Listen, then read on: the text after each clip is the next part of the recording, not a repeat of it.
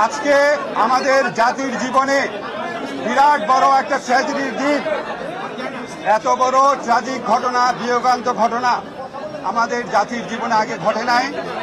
আজকে উত্তরায় মাইলস্টোন কিন্ডার গার্ডেনে যেই বিয়োগান্ত ঘটনা ঘটেছে, এই শোক, এই দুঃখ ভাষায় প্রকাশ করার মতো না। আমাদের গোটা সরকার, বাংলাদেশের মানুষ, ডাক্তার সমাজ সবাই শোকাহত।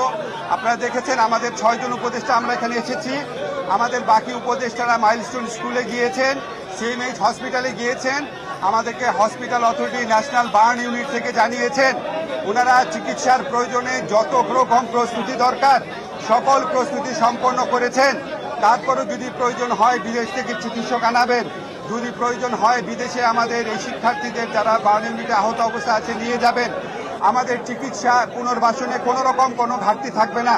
কিন্তু কোনো কিছুর বিনিময়েও আমরা আজকে যা হারিয়েছি সেটা শোক পূরণ করার মতো না।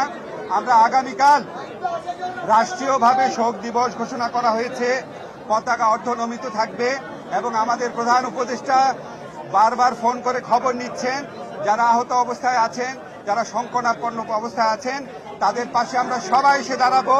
তাদের চিকিৎসার জন্য আমরা সমস্ত ব্যবস্থা গ্রহণ করব এবং এই বিয়োগান্ত ঘটনা, এই মর্মান্তিক দুর্ঘটনা কেন ঘটলো অবশ্যই আমরা তদন্ত করে দেখব। এই ব্যাপারে প্রয়োজনীয় যা ব্যবস্থা নেওয়া তা নিব। আমার এর চেয়ে বেশি কিছু বলার নাই।